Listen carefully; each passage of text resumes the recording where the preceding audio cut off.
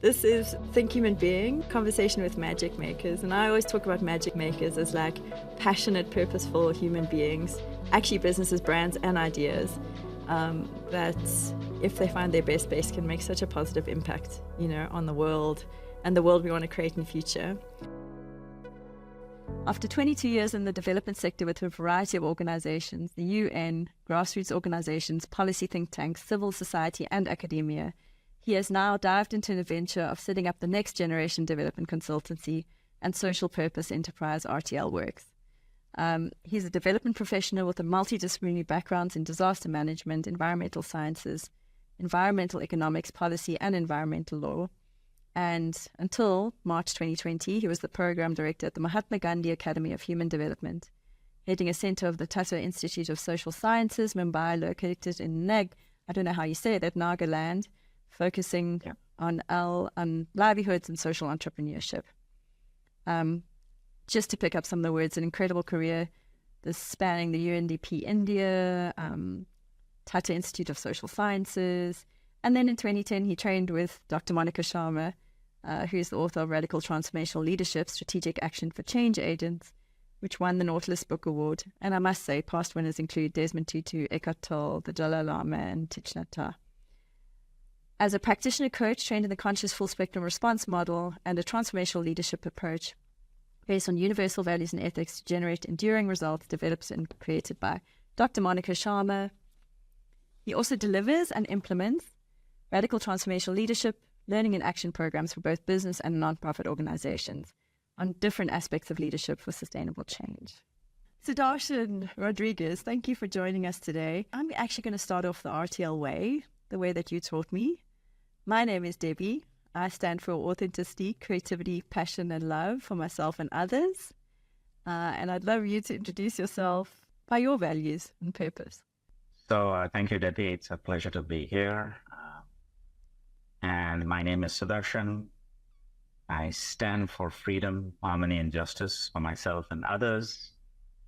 My purpose in life is to, in the next 20 years, reach 100,000 leaders who will then go and reach out to another 100,000 leaders to bring a planetary change for well-being of people and planet. Thank you so much for joining me today.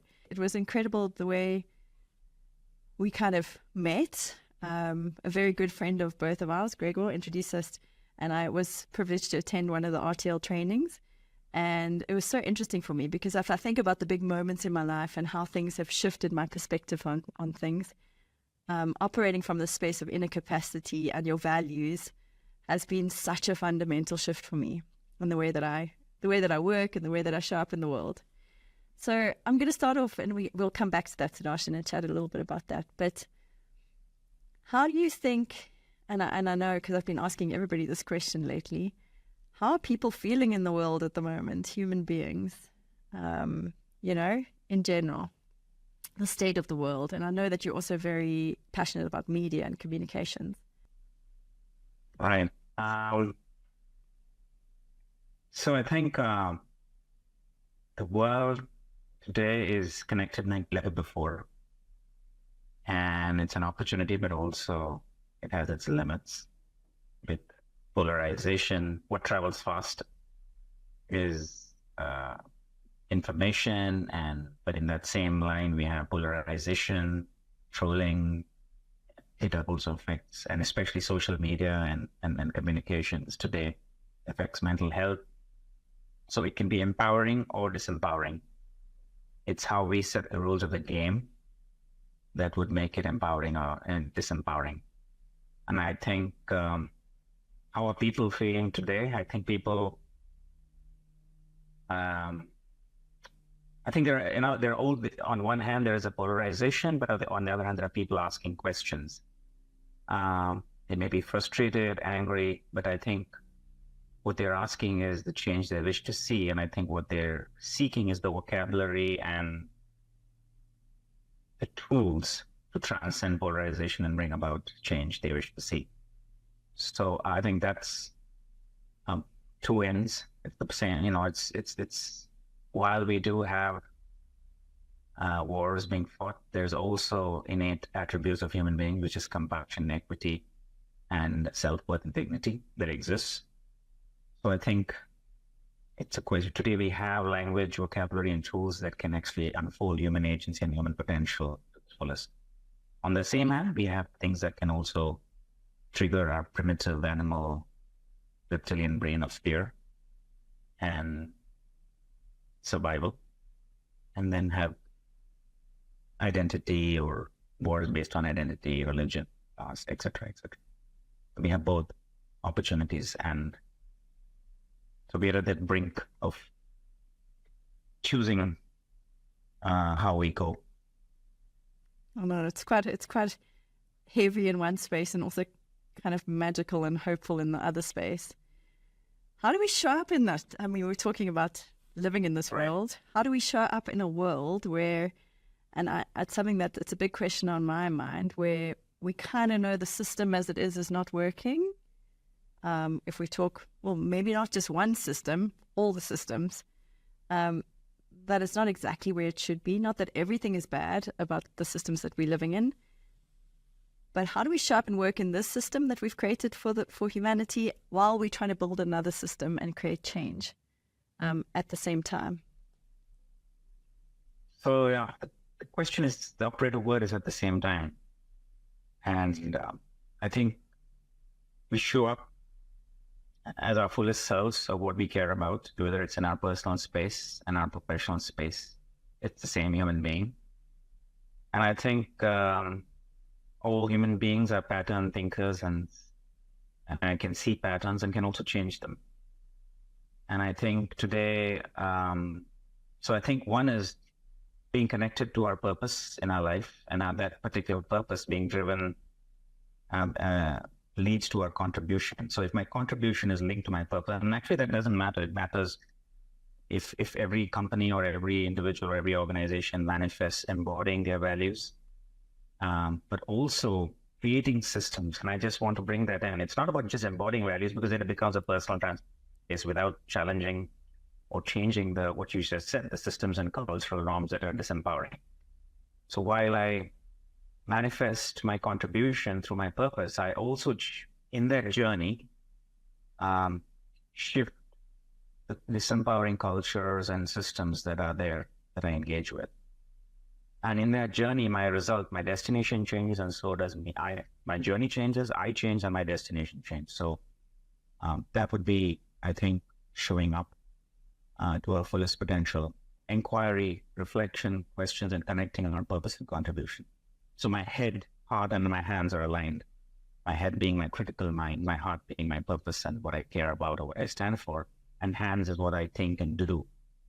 So my conversations and actions.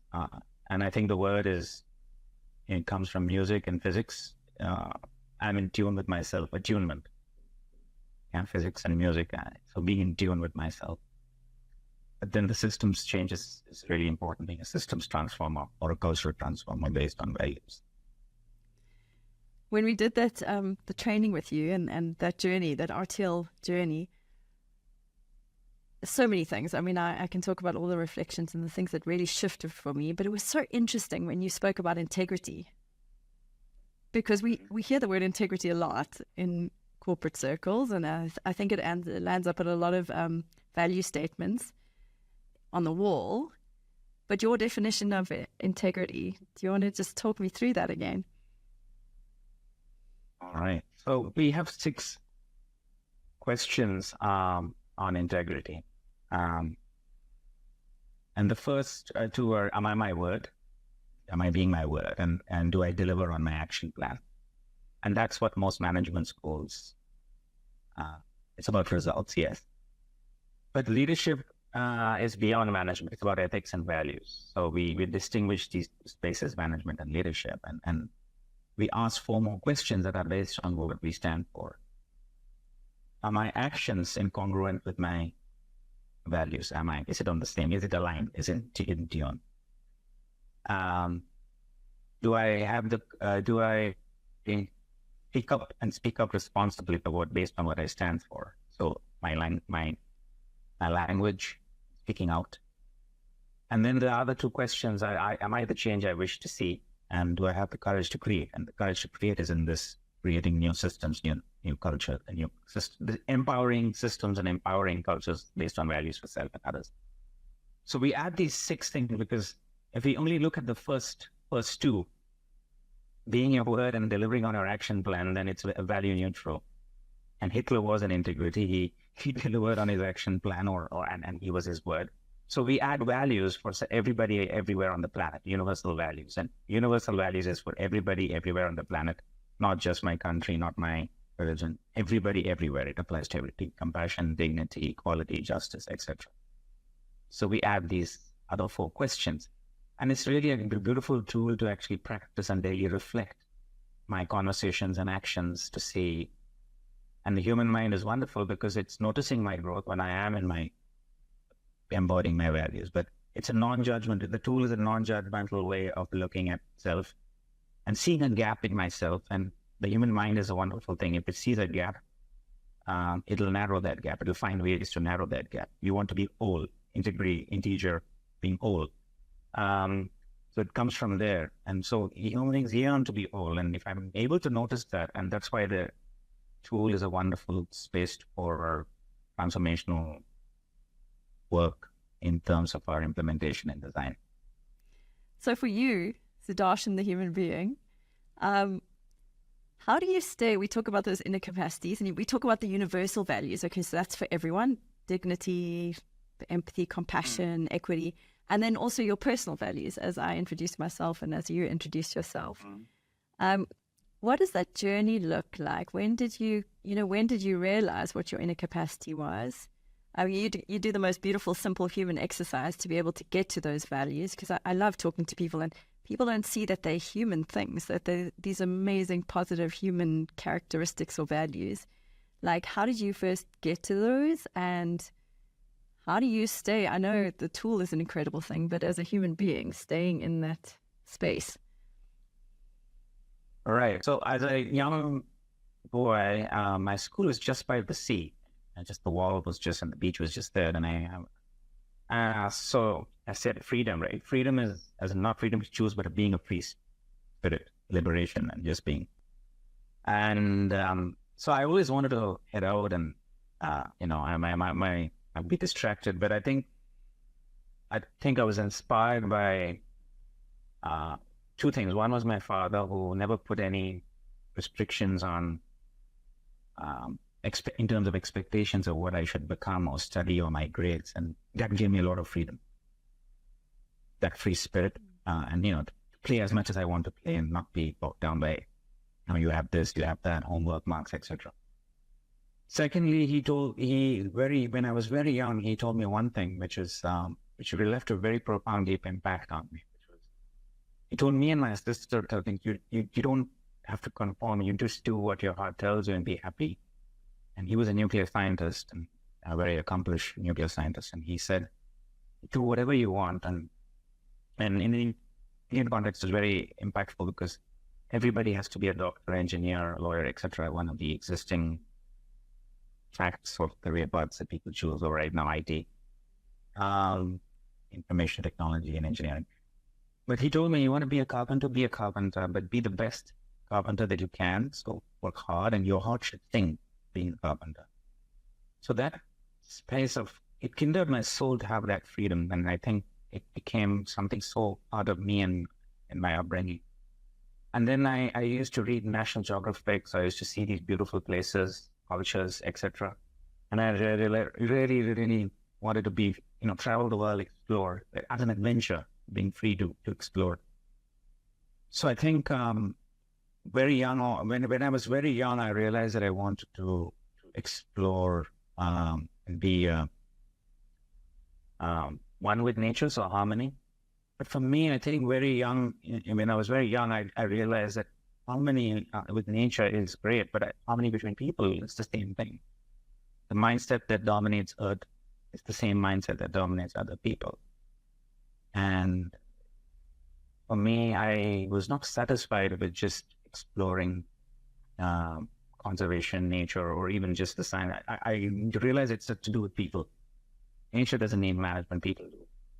So, and I think that sense of it was kindled very early on.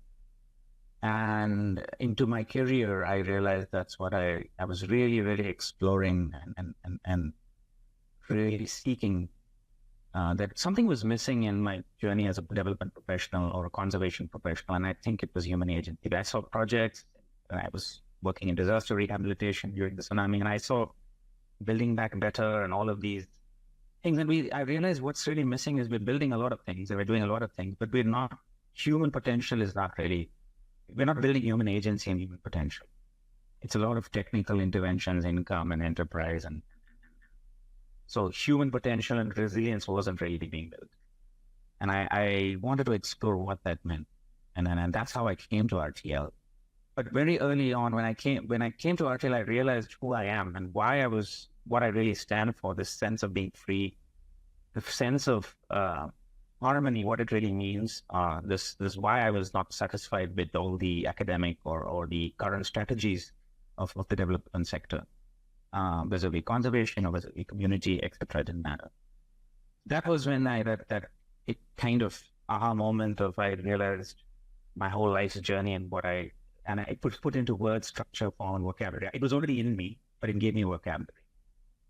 How do I stay how does it, so the key, I think, is the question you ask is for every human being is how do I recharge? How do I renew myself? And I think in my daily life, reminding myself of what I stand for, being able to see it around me, freedom, harmony, and justice in myself and my actions. Of course, that's the biggest, but even around me, when I see that, it energizes me. And how much of a difficult situation or a life that we're living personally or in context of our surroundings, it is there. And it's a question of, do I see it or do I don't? And if I'm seeing it, then I'm kindling that, I'm watering that seed in me. So I have to find ways of watering that seed, which is my inner capacity of freedom, harmony, and justice. Because it's a space that needs to be cultivated. It is not our default, and it's not something, it's vocabulary that we get in touch with, we know it's inside us, but it's a seed. And if you want something to grow, got to nurture it. So that renewal and recharge is what you talked about, is a very, very critical. Burnout occurs because I'm not watering that seed. When my head and heart and hands are not aligned, I will burn out completely. So it doesn't matter what sector I work in the corporate sector or social sector, etc., or government. That's a wonderful answer. And it made me think so much about, I often tell the story, Sudarshan. I tell the story about the RTL workshop and how it was such an interesting space for me, because you know that I love business as a force for good, and I love human beings. And then I ended up in a totally different sector, and the language was different, and it was kind of a challenging experience. And I tell the story often about how every time we open our mouths in those conversations, we led with our values. And it's so powerful, like, to recognize that in yourself. That simple values exercise about, seeing it in human beings. You can see it in someone's eyes when they realize, oh my goodness, they actually stand for this amazing, powerful thing. That's this inner capacity, And is that one of the key tools, How do we make those things live, in environments and in teams? How do we, what are some of those key tools? Is it about just repeating it to ourselves every single day, How do you make it live? So that's just the first exercise and tool, and we have around 45 that come after it. The foundation of which are that same tool, my values, what I stand for, manifesting. So they are all cognitively aligned, and there's a cognitive alignment between those tools. And each time I choose to practice, it requires a stillness and grounding in that space.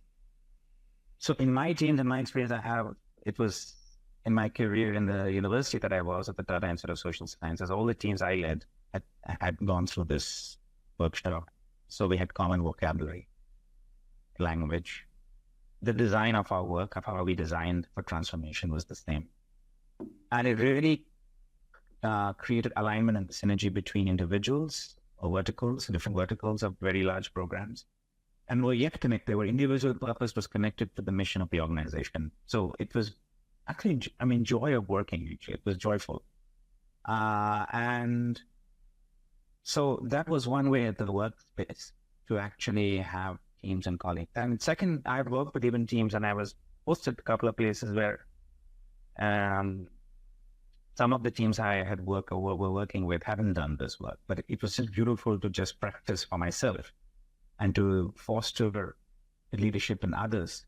So it doesn't mean that everybody has to be through the same process. It just enables it more and becomes more joyful. But then even people who haven't done it, when working with them, I was able to really foster an environment as a team leader or a supervisor to really create spaces of leadership and transformation for others. Because in RTL, a leader is among whom other leaders emerge, not being the star of the show, but having other leaders show up and grow. And even when I'm not the chair of a meeting, I can really, or of a team, I can really create spaces for inquiry and that leadership to unfold. So that it really becomes a very energizing space. Every second becomes an opportunity for mindfully bringing the change I wish to see. So that becomes a way of being, if you want to really put it. It becomes a way of being. Because of the practice, this whole thing becomes part of me. And then initially it was an effort and practice, and now it's effortless effort. Incredible. So if you're talking about, I have so many things I want to touch on there. One is, and I know you've worked in some corporate environments, and we work very much in a space, and it feels a little bit polarized for me. It feels like we talk a lot today about purpose and leading with values and, really understand, well, so that people are whole and human and that they're well. And we also still operate very much in a kind of results-driven environment.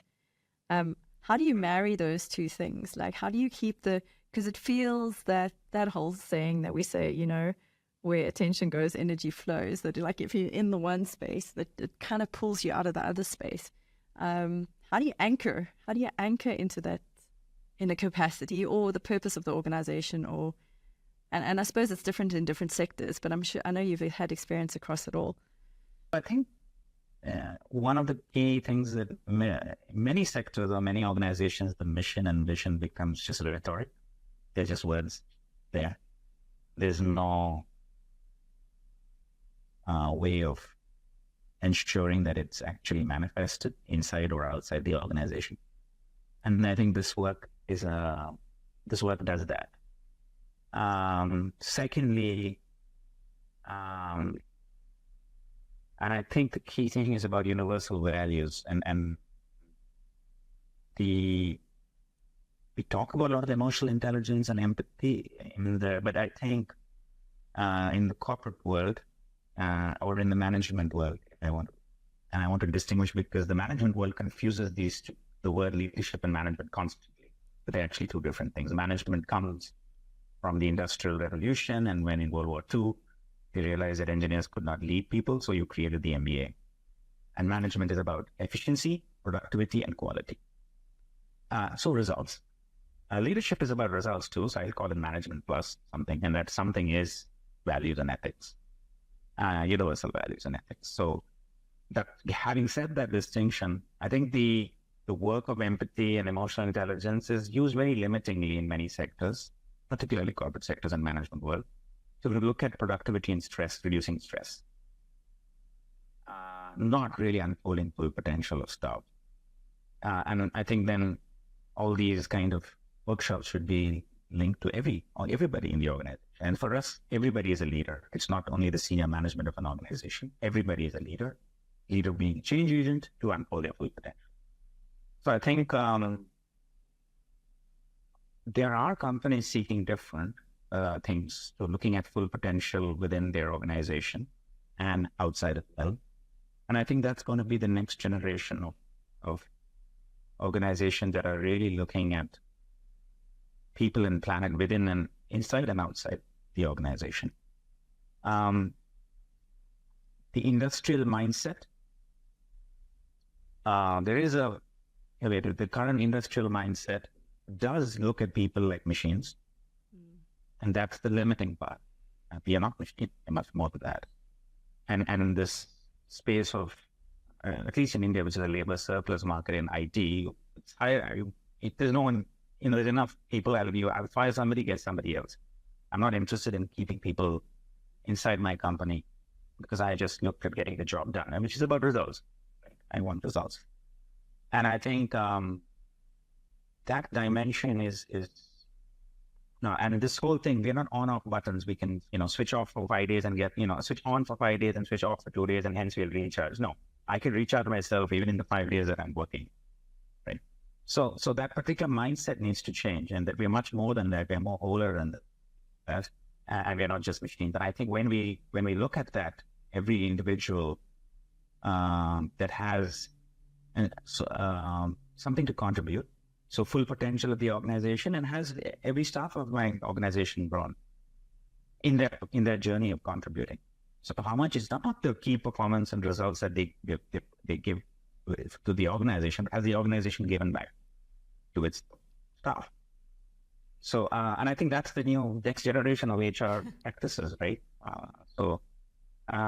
Which is yet to come. And I think we will need a totally new, different metrics to measure, actually. It'll need totally different metrics. It's amazing. I just wanted to say, yesterday in the chat with NK Chidori, he said, we were talking about how do you align people into those spaces? How do you keep the purpose and the values going, and recruiting people, who are aligned. And he said he got into a lot of trouble because at one stage they were hiring people, based on CVs and experience and things. And it wasn't working. And then he changed the name of his human capital department, his HR. It's the Search for the Divine Soul, which I thought was just incredible. So that there's this real focus on, what are we doing here? And actually changing the words and the titles of something really gives impetus to those things. Just back to words and to stories. And I think, Sudarshan, you've got such experience in here, and I know you're so passionate about media. For yourself, the world is crazy. If you look at social media feeds, if you look at information that we're being exposed to, I don't know, even with AI, I find myself even becoming cynical, that voice of cynicism and, judgment, and even the positive stuff I sometimes become cynical about. How do you keep yourself connected and disconnected from that space? Not being kind of swayed by that information. And I was talking this morning about how I kind of feel like I lose my sense of power. I get a bit overwhelmed by all the stuff that's happening in the world. The wars and the problems that we have on our doorstep, and everything that's happening can kind of freeze you. How do you do that? How do you disconnect? So, I'll pick up from the last conversation we had, and the NKC's Chaudhry's the importance of language. And I think it's very important because media is about language. And the choice of language can empower or disempower. Because it sends somebody when they read a newspaper or something. So for me, the question is, I discern to choose what I read, but I read a lot. But I also regulate it in terms of time that I need, in terms of the day. So focus is focus. I have a time for that. So the morning 2 hours or the hour during my coffee, and then in the evening. But the rest of the day, I don't get distracted. So one requires that focus, because whether it's WhatsApp or anything, email, it's about compartmentalizing it in terms of time, because otherwise constantly there's a need to go and read something or get distracted. So in terms of news and the world, I can remain disciplined in terms of that. I also discern of what I choose to read. But also critically looking at reflecting and generating insights for myself on what is being written and the way it is being written. Because the media interprets the world for us, and artists and media do that. And then I need to be very critical of what I'm reading and what messages. For example, I use it, I teach in media school, so I use this one thing. When India sent their probe or that little satellite to the moon, right? One of the newspapers, a very credible newspaper, but unfortunately had this as the headline: "The moon is Indian." Now, what does it send? What kind of that headline is not, it's a problem of the editor, problem of the copy editor and the journalist who wrote that piece, because it's went through multiple layers to actually reach headlines. And that the moon is is something celebrated by folk and cultural folk. It's a culture and our folk tales and everything around the world as a revered thing, which is very essential, critical thing of what being human is. You go to any country, any culture, you'll find some poem about them. And when a journalist, a media house does that, I think it's very irresponsible. And I need to discern, and I need to call out what's not working. So I think part of remaining connected or disconnected, so if I remain disconnected, then there's no opportunity for me to engage with that change. But if I remain connected, now that's an opportunity for me to change, to write a letter, to post that and generate something, bring that particular critical eye to the to journalism students, to whether it's social media, to start creating to saying that's disempowering, and that's not okay. That's nationalism. There's a difference between patriotism, which is I love my country, and nationalism, which is I love my country at any cost, at the cost of others too. That's nationalism. My country is better than somebody else.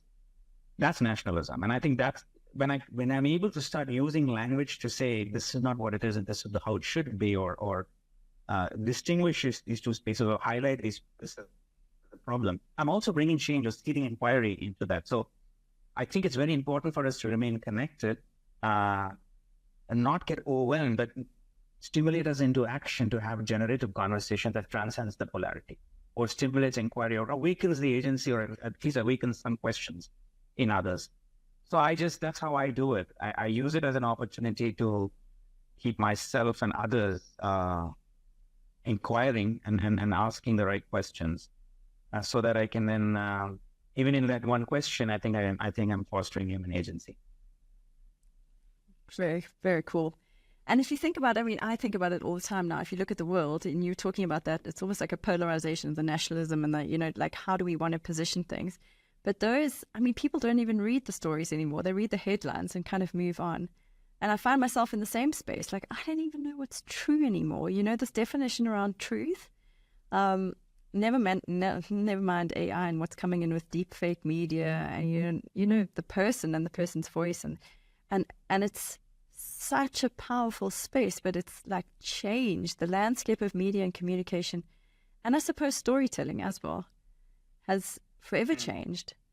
What does that look like? Where are we going? I think the question leads to another question: is what are the rules of the game for AI and this kind of media in terms of the standards?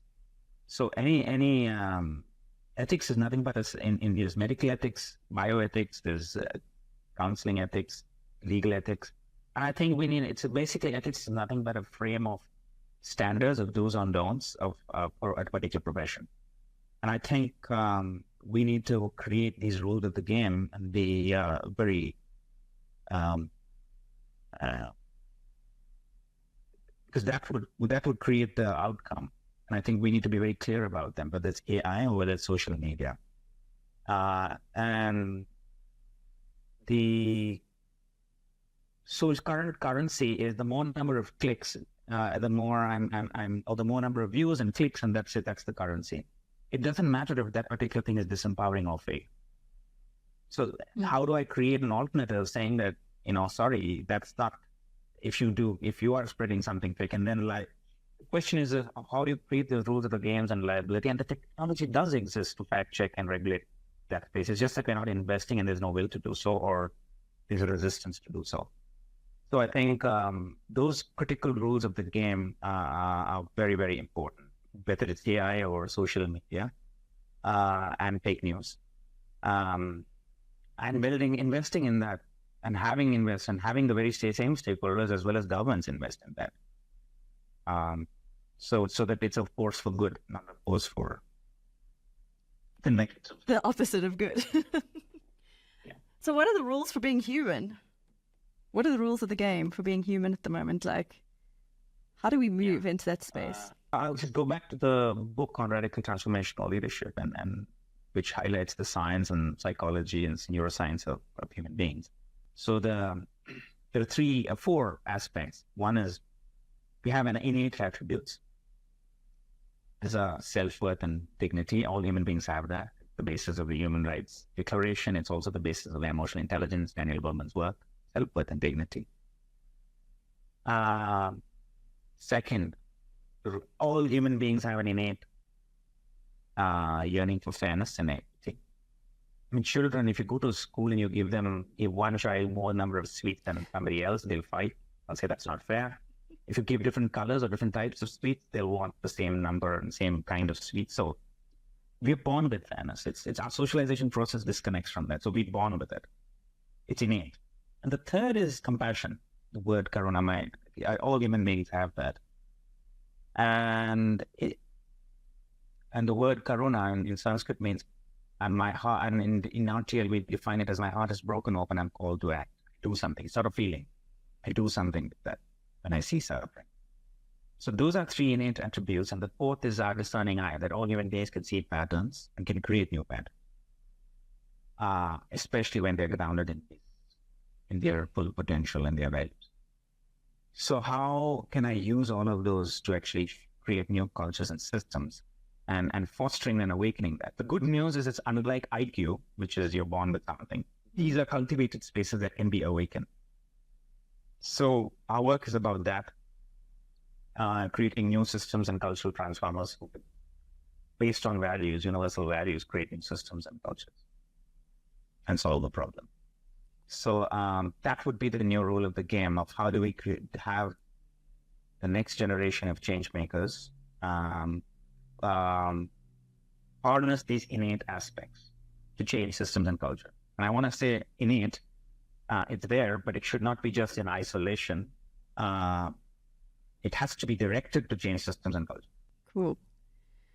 I also wanted to ask you, and I think it's such an interesting thing because after RTL, I really started to look at whole human beings, like really, to start to get curious about their stories and how they show up in the world, what their inner capacity is, and really to see human beings again. And you do this work, you do this work everywhere, Sudarshan. So, and that's what really amazes me. It's the work that you can do in communities who have very little access to education, access to the things that we've kind of ticked the boxes in capitalism and materialism. But it still works. That giving the people, take me through that process. Like, you can give anyone a sense of agency through this work, or a sense of power, that inner capacity. Right. So yeah, it's very fulfilling, and that's the joy of when that unfolding occurs, that it energizes and motivates me or inspires me to do more of that, to pass on the gift that I have received, to pass on the vocabulary and this gift to others. And for me, freedom is I'm not free till others are free.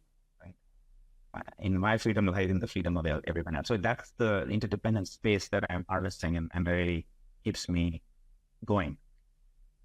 And I think, let me give you an example of a meeting that I did with my colleague, Manshu. We are working with policemen, training police. He was doing a training for policemen. We asked they have not done RTL, but we use an RTL principle of how we ground them in that, what they really care about. But we opened that meeting before we were training and talking about the laws and do's and don'ts of how to be non-judgmental, how to make a child safe, if it's a child in conflict with the law, or if it's a child who's a survivor of child sexual abuse, etc., etc. So the law can get very clinical, boring, and just do's and don'ts. And, this is what you're supposed to do. And when we had discussed, we prepared for that meeting, and we asked the question, what does childhood mean to you? We called the policeman. We wrote those one words on a chart. Safety, happiness. And it was in the local language, but some English words came: tension-free, carefree, etc., etc. But as the workshop went, they were able to see their contribution through those words that they read. They're manifesting those words when they're actually working in that particular sector of prevention of child sexual abuse or actually prosecuting somebody. And what does bias mean, for example, through really live case studies that, we had Himanshu at work with. So I think it becomes a really joyful space. So I'm awakening their sense of purpose without them having done RTL, but by the right questions in that particular workshop space to make it a transformational thing. And then their purpose and contribution, or the purpose of that, the contribution to this act, the Juvenile Justice Act and the Prevention of Child Sexual Abuse Act, through their contribution as policemen when they are handling cases, to those words that they only had brought it out. So I'm only connecting what they had said, what really childhood means to them. And if that's the case, then how do you contribute to that particular free, happy, safe, those words? And I think many of them came, they gave their numbers. They actually took the mobile number, entered their mobile number and said, we want to work with you, to my colleague Himanshu. And I think that is that is really a joyful space to then have. And it doesn't matter where I'm working, that particular space will unfold and can be unfolded for anyone.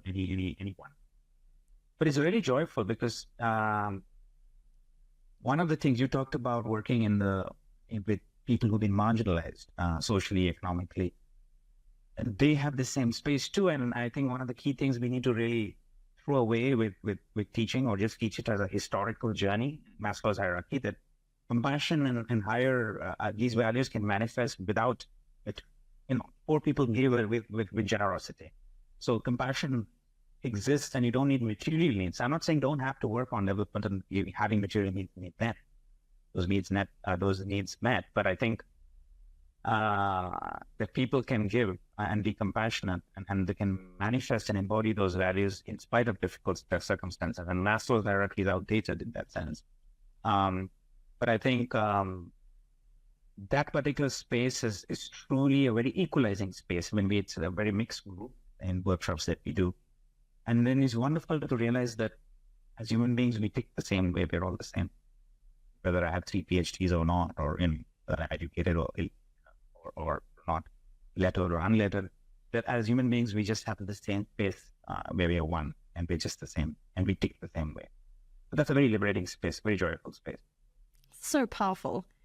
That realization that, when people see it and they realize they have this power that it costs nothing, exists in, just who they are as human beings, it's really incredible. I'm so glad you mentioned Maslow's. That we've had this discussion before about Maslow's hierarchy of needs. I'm really trying to reimagine that as a visual. I tried last year on my journey with the, that mastery of business and empathy that I did to kind of visualize it differently. That it's all, it's so interconnected. It's not a hierarchy. I think that's the word that throws us off. And again, like I said it earlier this morning, I had a chat to a very good friend of mine. And those things exist. Like, you do not need money or food. People who share, they have nothing and they share more. There's empathy and compassion at that bottom of the pyramid that sometimes doesn't exist as we move up and we get more things. It's right. So strange. The self-actualization, actually the industry of wellness that is developed around, self-actualization and self-transcendence, which I think is maybe we've gone a little bit off the path of what it really means, And it's also kind of an individualistic pyramid. It really talks about your own journey through that space. Whereas the work that you're doing and where the big shifts are happening is such a collective space. Yeah. Very interesting you pointed that out, that whole sector or that area of self-actualization has become an industry and it's commercialized and it's sometimes invaded. When it's nothing but, it was there and someone decides to, copyright it or patent it. But I think, or even spiritual materialism in that sense, I think the key to it is actually really going to scale with it and taking into movement, a global movement. And that's what, for me, the purpose is. Can I make RTL and universal values a global movement where there is no center or there is no, it's just there everywhere. You can't cut it off and say we've cut it down, just like the internet. Or AI or whatever the cloud space is going to be next. There's another story Sudarshan, that I always tell is really stuck with me after our course.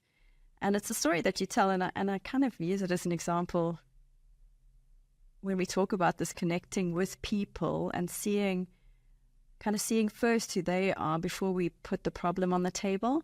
And it's the story that you tell about the teenage girl with the motorbike in your work. And I don't even know if you remember the story. Maybe I'll tell you the story.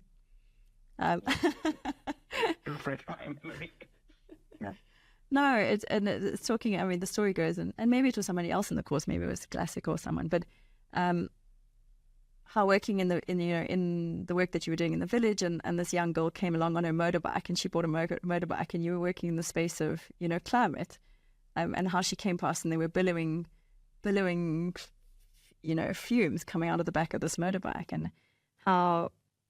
What was really interesting and stuck for me is how the normal conversation in any environment would be like, what are you thinking? We're working in the space of, like, you're a representative of what we're trying to do here in climate, and here you are on this motorbike that is billowing fumes. And then she said one of her biggest values was equality. The teenage boys in the village all had motorbikes, and there she is in this space. I just wanted you to talk a little bit about that in terms of how that, it's such a leveler, if we can connect around a table or connect in a space by our values. I can see you as a human being. I can see that magical human being, and I can recognize that in you and in me. And then we can put our discussions or problems on the table, and we can, discuss it. Right. So yeah, that's actually my colleague Sanjeev and his colleague, and I remember now. And basically, he stands for self-awareness. She stands for equality. And he work in this, the tool that we cultivate is, can I have the ability to discern and have multiple perspectives based on values, and then engage in conversations that are generative, not polarized. Generative means there's a space between you and me to engage and move forward. Polarization doesn't give that space, right? It's right, wrong, find the flow. So she actually replied saying, but I stand for equality. And then he stands for self-awareness. And he was able to say, okay, she is self-aware of her decision. And hence was able to see another perspective and engage in a conversation that is generative. And he said, okay, I stand for self-awareness, and I just want to bring that to your awareness.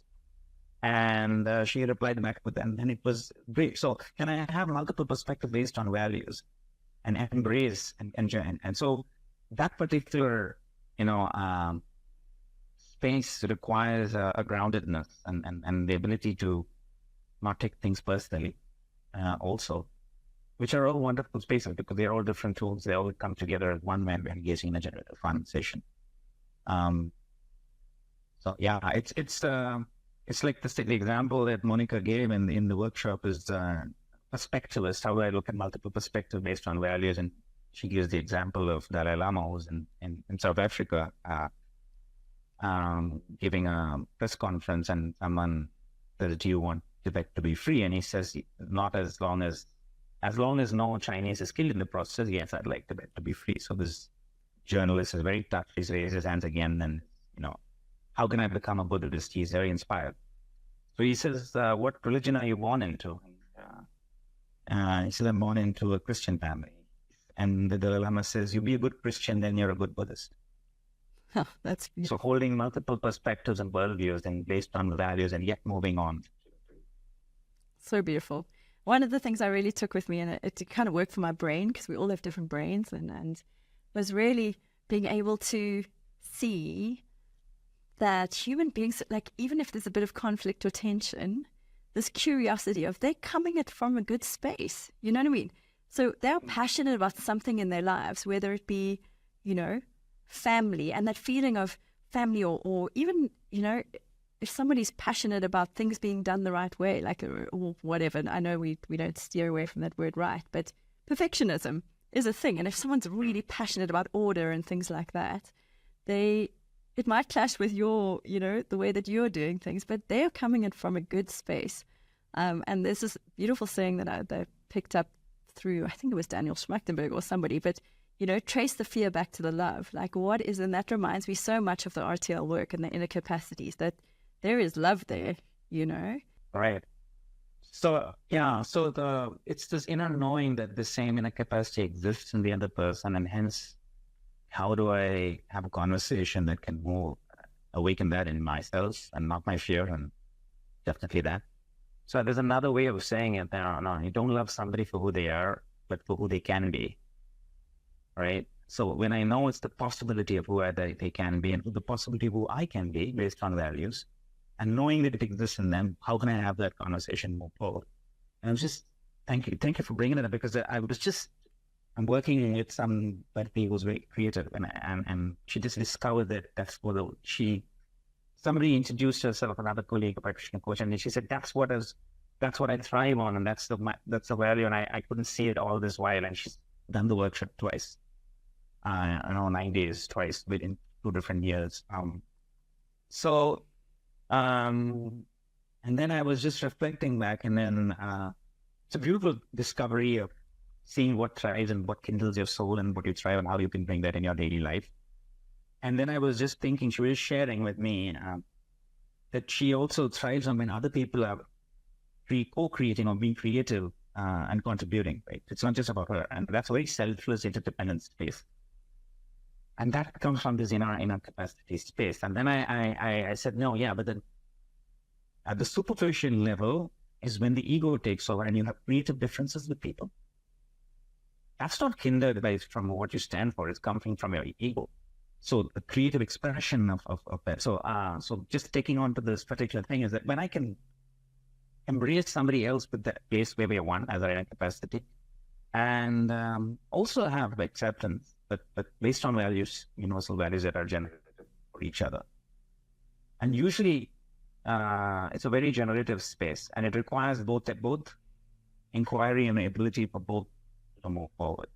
So I was just reflecting on that, the word creative differences, and I was that comes from a space of ego. So, creativity is definitely a space of that soul of being still and creative.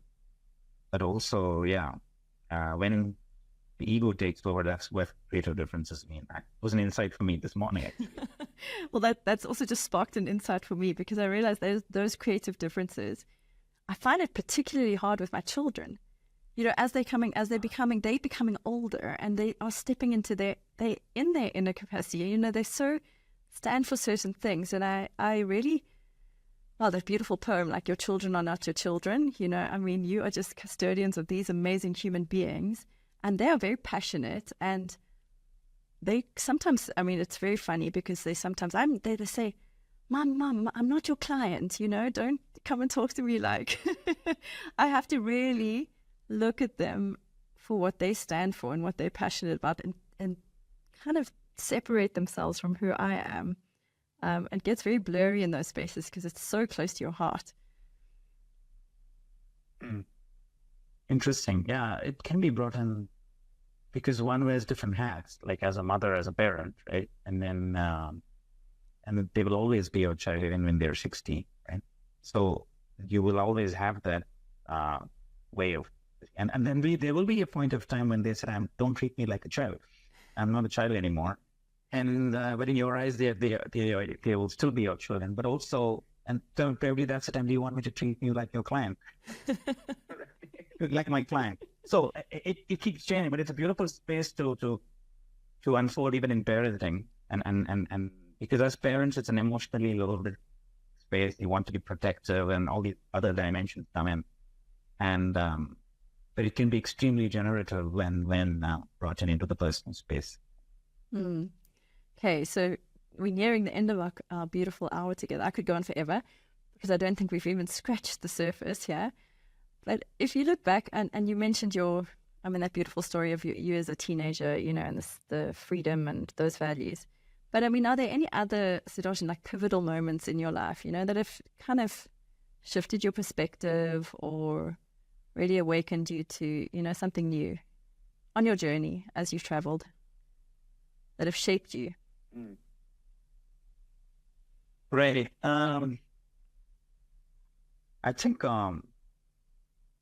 there are many instances and that I've actually able to unpeel a layer of myself or see something new for myself or around me. I think the first one, the pivotal moment, was when I realized that this either or in conservation and livelihoods and in not having normal needs, right? And I never articulated that because I was a minority and minority in terms of the voices. That was not the mainstream. It still isn't. It's a very polarized space. So either you're human rights or either you're conservationists. You can't look at both. I never articulated that because I was my fear of judgment and ridicule. What would people think? Being excluded, etc., being the outlier, was one of the reasons which I never had the courage to then move and check that, to really articulate that particular question, even as a question. And I think that particular moment of what held me back, and when I discovered that it was through the language and vocabulary, then it was just courage creating alternatives, and I could see that really releasing my full potential. So that was one pivotal moment. Another pivotal moment was where I was able to get in touch with my moments of childhood where my socialized fear had, and I got comfortable with that space, and no longer, it doesn't trigger me anymore as much as it does in the past. And I think for me, one of the moments is when I actually, in Bombay, during the Bombay floods, there was a child there was these manholes, and they had opened up so it would drain, and it's flooded and you're draining them out, they had not fenced it properly, and a child had fallen into that manhole and drowned. And that was one moment where I just couldn't sleep that previous night. So those were moments of really being heartbroken and realizing that humanity, we could do better. And each one of those moments have been a call to action. Like what am I going to do and how will I do something differently? The recent experience with the policeman, for example, that, my own assumptions, for example, of what cops are and policemen are in India, with this, my own biases or assumptions about corruption, this, that, insensitive, etc., I've completely changed after the meeting. So every moment is an opportunity. Should I choose to open up and see? If I'm blinded by my blinkers or my biases, then I will not see it. So, so it is when my heart and mind are both open, then I can see new patterns. And I think there've been multiple pivotal moments, like just the one I just said, and to see that particular, for example, my own bias, I've seen wonderful people in the corporate sector as human beings. So, so then if I blinded by that particular assumption or the background conversation in my mind, then I will never see these wonderful people. So these have been wonderful moments of opening my own eyes to see. And I think one of the pivotal moments was been in one of the projects where we entered the space of transformational social enterprise, and a woman stood up and said she's going to run a hotel for daily wage laborers. And so it was a huge shift in gender, but the daily wage laborer were from Dalit caste, the so-called untouchable or the so-called lower caste. And when she chose to do so, with resistance from men in her own village, I think that was human agency unfold. And I think for me, that was really a pivotal moment where I really, really I knew my purpose, my contribution was, this is the calling. I could see it reinforced my whole belief that I need to really, make this work, scale it up, work. And so that's when I decided at some point of time, I'm going to give up my job and do art full time. Oh, I'm very grateful that you did that. Our paths have crossed. That is, just as you said, that I also had this learning that I took away was, because there's this kind of pressure in the world sometimes to be an activist or a change maker or a risk taker, but there's also this beautiful space, and you talk about in RTL about how do we support the risk takers?